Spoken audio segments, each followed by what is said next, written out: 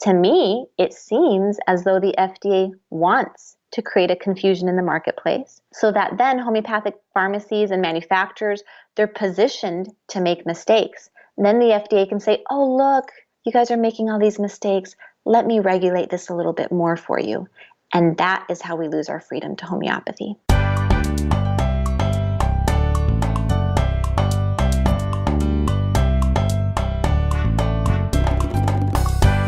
Welcome to the Wise Traditions Podcast, sponsored by the Weston A. Price Foundation for Wise Traditions in Food, Farming, and the Healing Arts. We are your source for scientific knowledge and traditional wisdom to help you achieve optimal health. I'm your host, Hilda Labrada Gore. This is episode 119, and my guest is Paola Brown. Paola is the president of Americans for Homeopathy Choice, a grassroots organization mostly made of mothers who love homeopathy and want to preserve the freedom to use this ancient healing therapy as they see fit. Homeopathy has been around for over 2,000 years, so it really is a wise tradition that we need to rediscover. Paola explains what it is exactly and how it helped her recover her own health. And then she discusses what the FDA is doing that is jeopardizing the future of homeopathy in the U.S. and how this impacts all of our health freedoms. Before we get into the conversation, we want to recognize our sponsors. This episode of the Wise Traditions Podcast is brought to you in part by Sauna Space, the sauna for every body. Sauna Space is the maker of incandescent-based, full-spectrum, EMF-shielded, portable sauna solutions, handcrafted with love in the United States. Go to saunaspace.com and use the coupon code WISETRADITIONS, all caps, one word, for 10% off at checkout. Sauna Space, the sauna for every body. And listeners like you, it means so much to us when we get your feedback and support for the show. Keep it coming. And please know that we can only stay on the air with your donations. Just go to the westonaprice.org website and click on Donate Now, or click on Become a Member to keep this outreach of the foundation going strong. And thanks. Welcome to Wise Traditions, Paola. Thank you for having me. I'm so excited to be here. I love Weston A. Price. Right before we started talking, you told me that you were outside weeding. You live on a farm, don't you? We sure do. We live on a nice 3-acre homestead in Texas. We have cow that we milk twice a day and make cheese and all kinds of yummy stuff with. This week it was creme brulee. And we have a huge garden. We have 9 beds that are 35 foot long by 4 foot. And we have chickens and lots of fun stuff. It sounds beautiful, and I'm so happy for you. Thank you. It's usually beautiful, but we're near the coast in Texas, and so sometimes we get a lot of rain and the backyard turns into a river, and it can be a little crazy, but it's wonderful. Well, it sounds idyllic, but I know your life hasn't necessarily been idyllic. Take us back to the time when you were eating perfectly according to wise traditions, and yet you were still suffering with an autoimmune disease. I have to say, Weston A. Price was the beginning of a very long, difficult journey. But now it's wonderful, now that I'm on the other side of it. But yes, I was basically diagnosed with an autoimmune condition of the bladder. It's called interstitial cystitis for you nerds out there that want to know. But basically, my bladder would bleed internally. And for the longest time, I just didn't know what it was. And, it was kind of horrifying because I went to my doctor. And the things she told me to do was there's this pill that you can take that might make your hair fall out. There's a nerve we can cut to the bladder, and then you'd have to pee on a schedule because you can't really feel your bladder anymore. And if you get an infection, you'll know because your back hurts and you have a fever and you're going sepsis because you can't feel the bladder.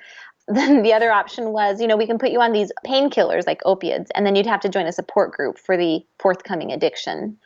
I remember feeling very offended, not by this doctor. This doctor was wonderful, but I felt like she was writing my obituary right there in front of me, and I was 25. And I just had my second baby, and I just thought, this is ridiculous. I'm sorry, I cannot do this. And so first thing you do is you turn to diet. I looked into the Weston A. Price diet. I couldn't do it fully, but slowly I was able to reintroduce the raw milk. But my diet became very, very, very, very limited, and I could have probably 6 different ingredients. And so it was really rough. You were trying to repair your body through diet, and yet you weren't getting over the hurdle. So what did you do next? A very restricted diet kept the pain away, but it wasn't enough to start curing me. So I was very thankful for diet and all that information, but I was limited to kind of progress past that. And every few months I'd have to remove a new ingredient. So it just kept getting a little bit worse. I could see that I wasn't healing myself. And that's when I remembered something when I was born in Brazil. And my mom, when we immigrated for my dad to go to school out here, my mom brought with her a homeopathy kit because she knew we wouldn't have regular medical insurance. And in Brazil, in Latin America, in Europe, homeopathy is very common. And so she used that growing up. And I tried a lot of different other natural stuff that made perfect sense. Acupuncture, I mean, all those wonderful things that have benefited people, chiropractic, and none of it worked for me. And then I had that thought after a few years of kind of running around, not finding any improvement, and after a lot of money. I remember my husband and I, we were up to our nose in credit card debt from just all these alternative therapies. I said, what about that stuff my mom used when I was a kid? And I remember the first time I took a homeopathic remedy, usually they're on little sugar pellets. I put it in my mouth and I had this crazy flashback of being a kid and my mom giving me those pellets. And so that was the beginning of homeopathy. And today, and I'm not a practitioner, I can say this, today, I'm fully cured.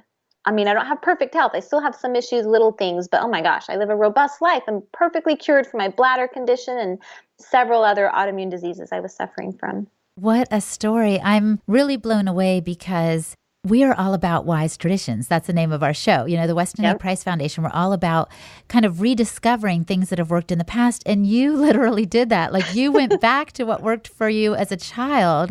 And that was a solution. Do you sometimes like want to bop yourself on the head? Like, why didn't I figure that out sooner? I know, totally. I absolutely do. The funny thing is my grandmother in Brazil used homeopathy in her home. I remember one time I was taking a homeopathic remedy. It's called phosphorus. They're all in Latin names. You know, we've actually heard that in English too, but it's a Latin word. And I was taking it and my dad was like, oh my gosh, I remember taking phosphorus as a kid myself for when I had a sore throat.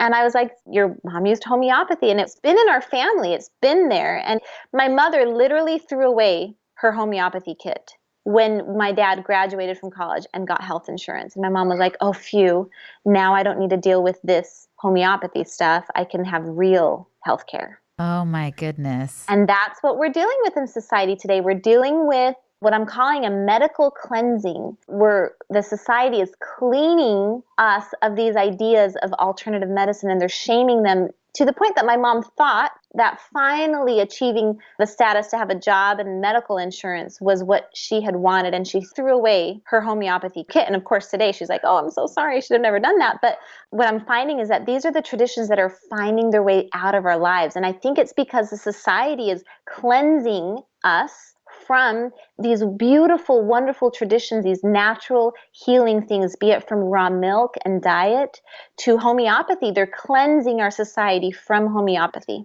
Well, let's back up a little bit, Paola, and tell us a little bit about what homeopathy is exactly.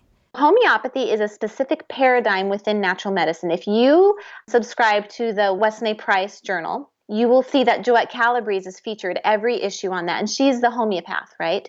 And so homeopathy is a system of natural medicine, but it's very specific. It's not a blanket term for natural medicine. You have seen homeopathy likely in your local health food stores, like at, Whole Foods. They have a big case of a brand of homeopathic remedies called Boron, and they're blue cases, and they look like little chapstick tubes, but when you shake it, you can hear the little pellets inside of it.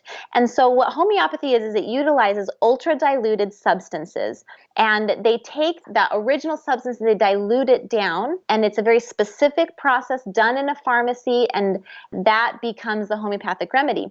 And homeopathy follows the principle of like heals like. So whatever that substance, that homeopathic remedy, whatever symptoms it produces in its original gross material form, it will cure those symptoms in a homeopathic dose. Can you give us an example of that? Have you ever bit into an onion?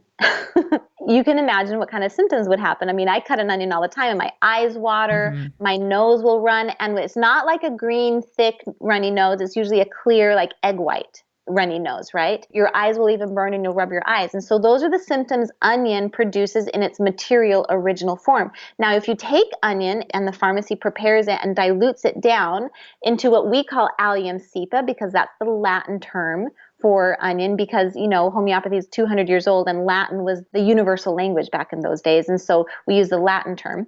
So if you take allium cepa for allergies, and only if your allergies have those watery eyes, runny nose, the egg white, kind of clear runny nose, and you have those similar congestive type symptoms, then allium cepa would be a good remedy to uproot those symptoms because they're similar enough. But here's the problem with homeopathy. A lot of the intellect and the people, and especially the husbands, they think this doesn't work because to them they say the homeopathic remedy is diluted down so much that it essentially becomes water.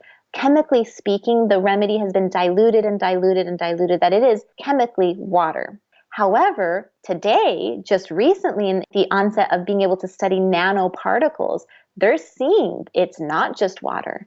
There are nanomolecular levels of homeopathy in that homeopathic preparation, and that is what's stimulating the healing. And so we see that homeopathy is non-toxic by definition, but it's gentle and it can't force your allergies to go away. It can't force you to suppress those allergies. Mm-hmm. Instead, it stimulates that curative action.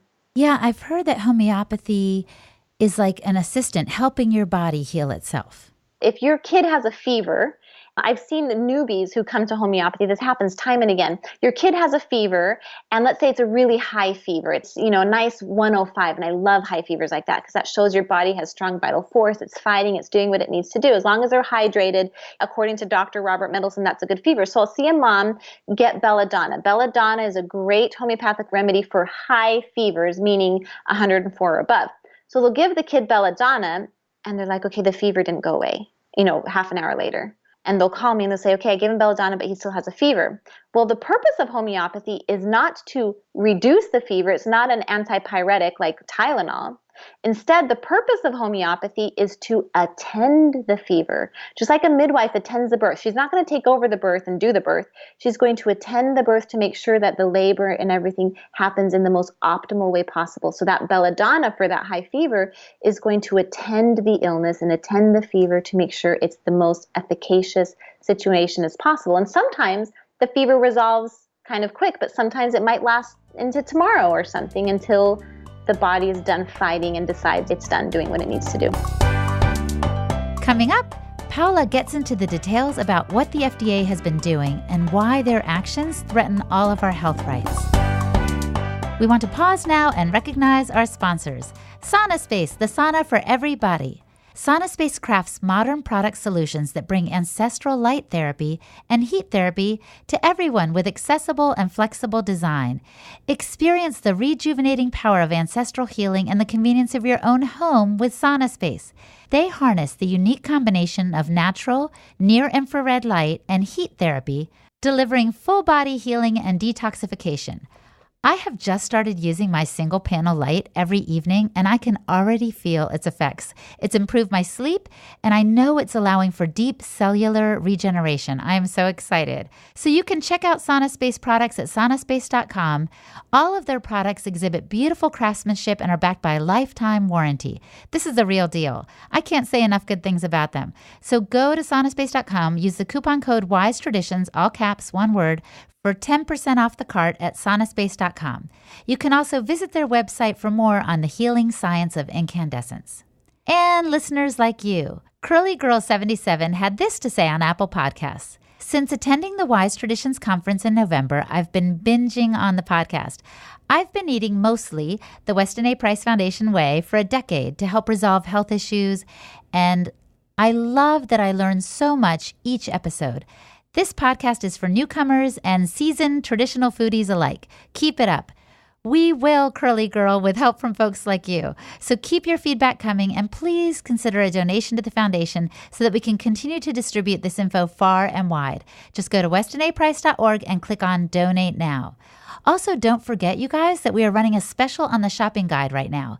It is an amazing resource to help you find the healthiest foods in your local supermarkets or online, and it's only $2. The Weston A. Price Foundation has done the homework for you. This booklet has like 90 pages of cheeses, meats, cream, butter, spices, and more.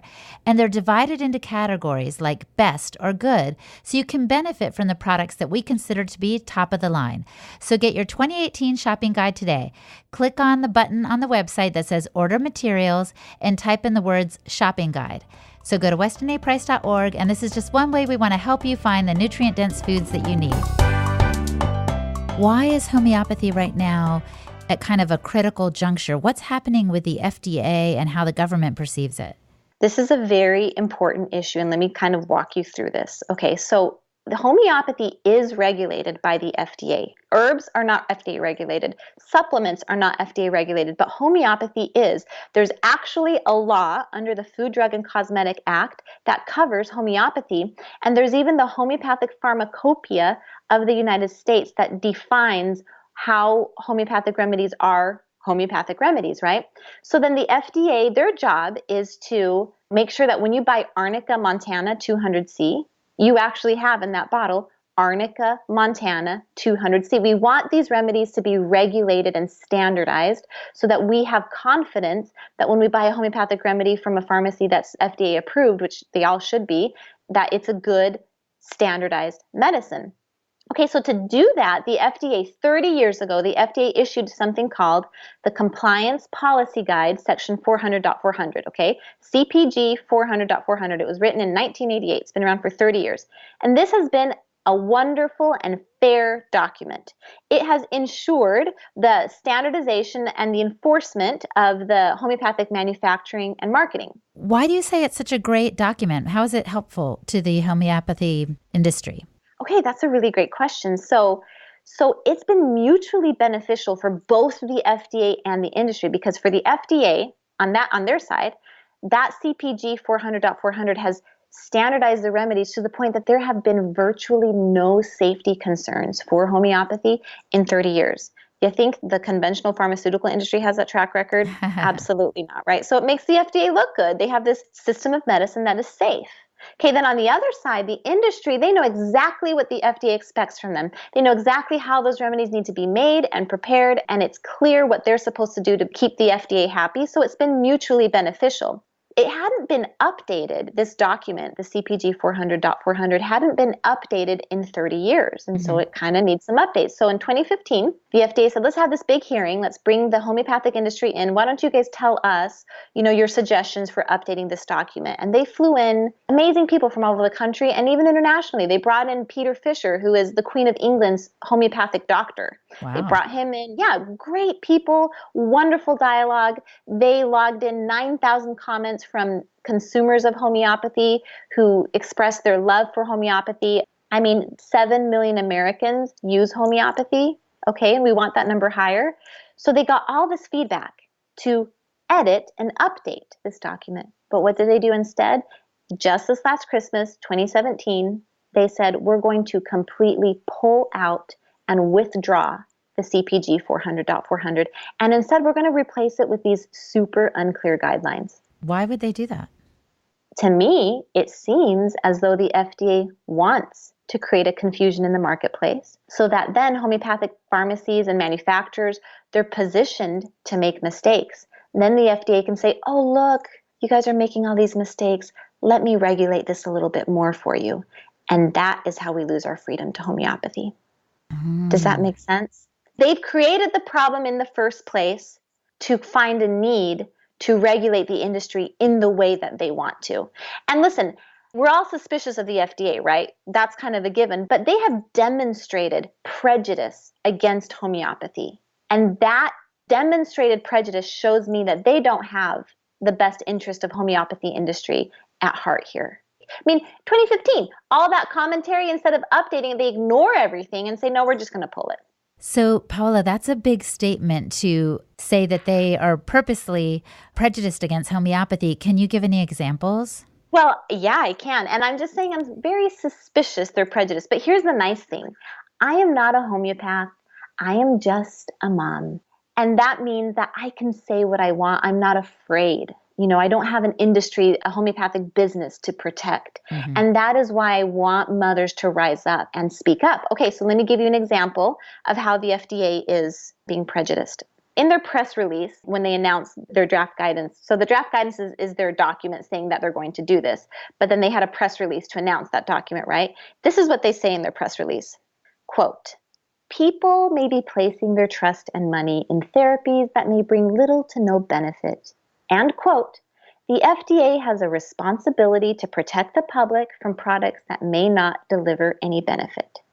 Okay, so a mother's perspective on this is that the FDA thinks we're too stupid to be able to determine whether or not a homeopathic remedy works. But the ironic thing is that in general, statistically speaking, mothers who use homeopathy are highly educated. Okay, I have a master's degree. I speak 3 languages. And most of the mothers who use this medicine are very well-educated women, okay? I'm holding in my hand right now, I have my favorite homeopathic remedy kit. It holds 100 homeopathy remedies.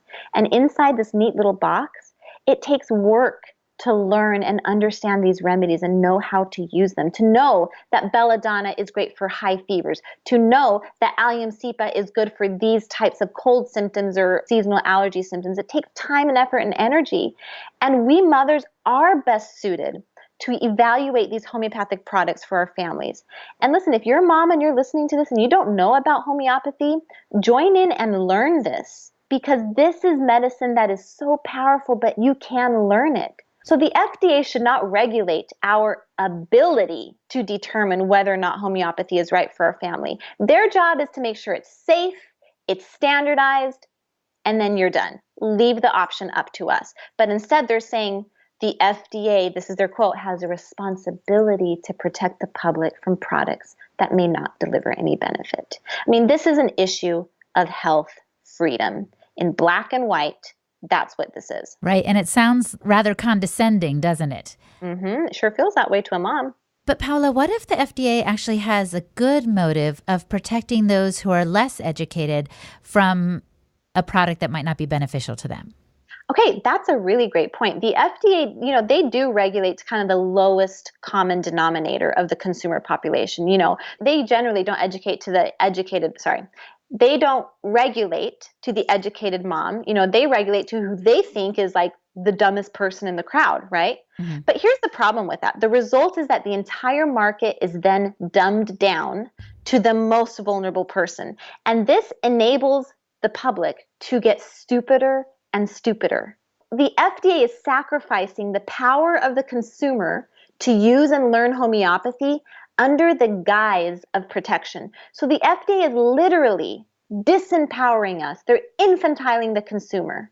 They deprive us from our own choices because they think that some people are too dumb to be able to evaluate a homeopathic medicine and whether they should use that versus drugs and antibiotics they epitomize. And that is not right.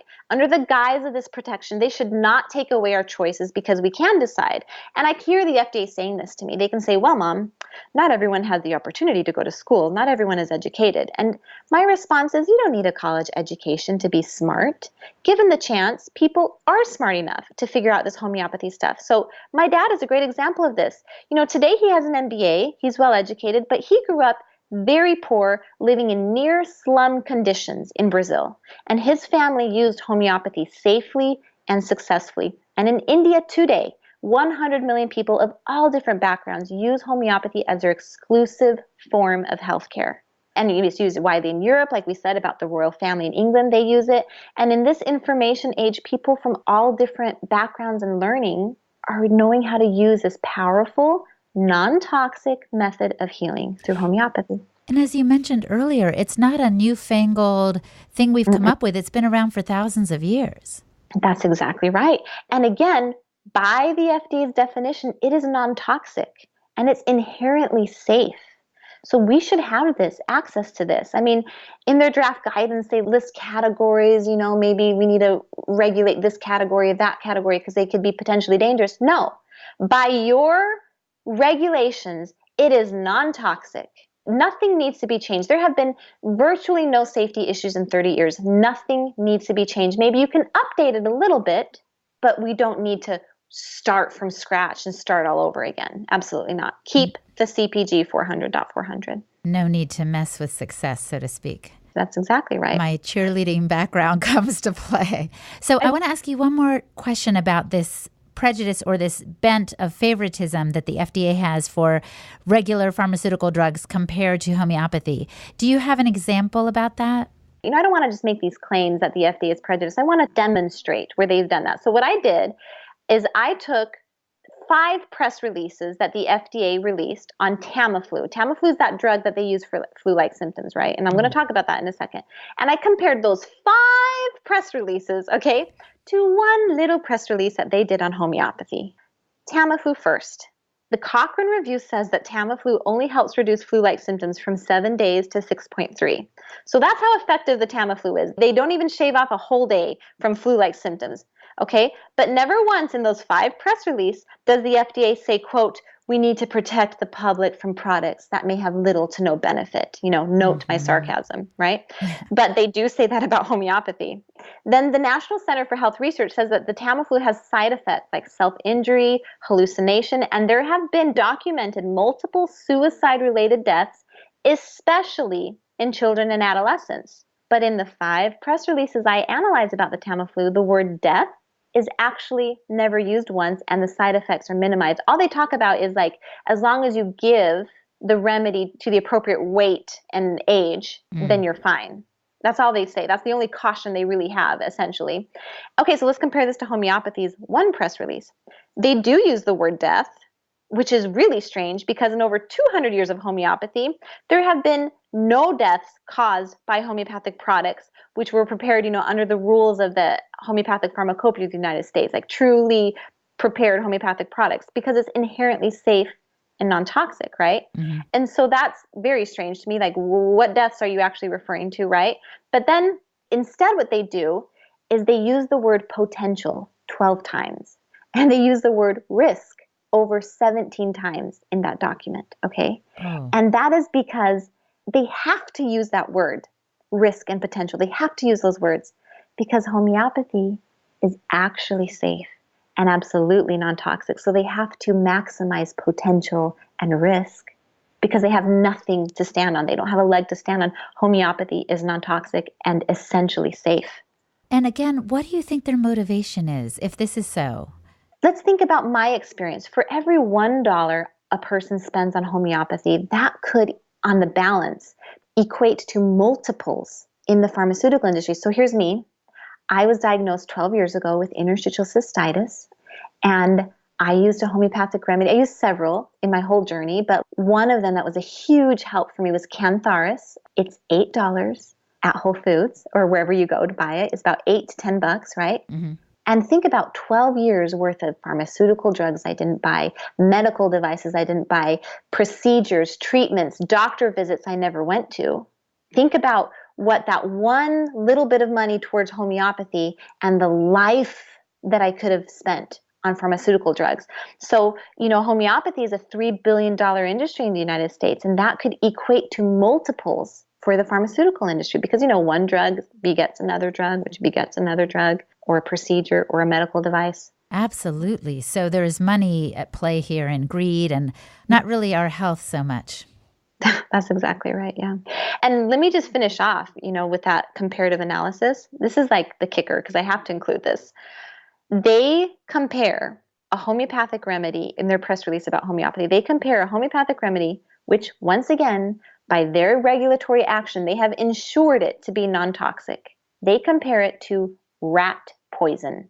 You're kidding me. No, it's right there in black and white in that draft guidance. They say, nux vomica, and they compare it to rat poison. Sure, in its original form, a lot of homeopathic medicine can be dangerous, but we're talking a homeopathic preparation that the FDA has regulated and insured.